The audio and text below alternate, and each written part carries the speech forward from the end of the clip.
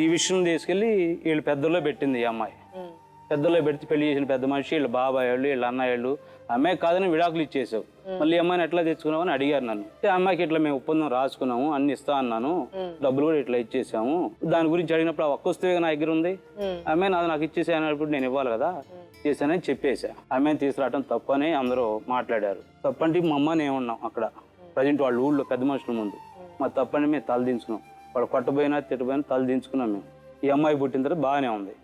ఈ అమ్మాయి పుట్టిన తర్వాత అమ్మాయి నా దగ్గర 4 నెలలు ఉంటే 2-3 నెలలు వాళ్ళ ఇంటికాడ గడుపుకొని వస్తుంది. మనకు అసలు మ్యాటర్ ఏందో మాకేం అర్థం కాల. ఇక నేను ఇక్కడి నుంచి వెళ్ళిపోయి చిన్న అమ్మాయికి కూడా పుట్టింది, 2 అమ్మాయి పుట్టింది.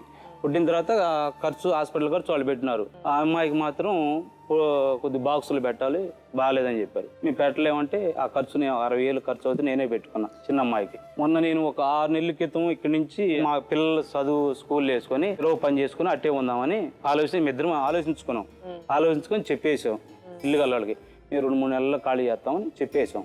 నేను అనుకున్న టైంకి ఒక 4 రోజుల ముందే ఖాళీ చేయించేశారు. నేను ఇంకోళ్ళని ఏం అడగలి, ఇంటికి వెళ్ళాలని నెల ఖాళీ చేసి వెళ్ళిపోతాను. ఇంకొక నెల ఏముంది నేను పెట్టిన గడువు కూడా, ఈ లోపే ఖాళీ ఏమన్నారని నాకు మనసు బాధ అనిపించేసి వాళ్ళు నేనేం అడగల, వెళ్ళిపోయా. 20 రోజులు నా దగ్గర బాగుంది మేడం.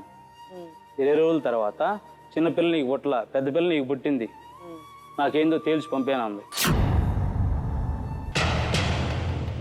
సరే నీకు ఇష్టం లేకపోతే వెళ్ళిపోమ్మా, నువ్వు మీ వాళ్ళని పిలిపించుకో ఇక్కడికి, మీ బాబాయిలు ఉన్నారు, మీ అన్నోళ్ళు ఉన్నారు, పెళ్లి చేసిన పెద్ద మనిషి కూడా ఇంటి పక్కనే ఉన్నాడు, నీకు ఇష్టం లేనప్పుడు నా దగ్గర నువ్వు కాపురం చేయలేవు, వెళ్ళిపో అని చెప్పేసా. ఆ రోజు గమ్మునుంది. 2వ రోజు బ్లేడ్లు పెట్టి మొత్తం కోసుకుంది. ఇంక 2వ రోజు 6 గంటలప్పుడు ఎలుగుల ముందు ఆగింది. నేను అటుకుని పోయా.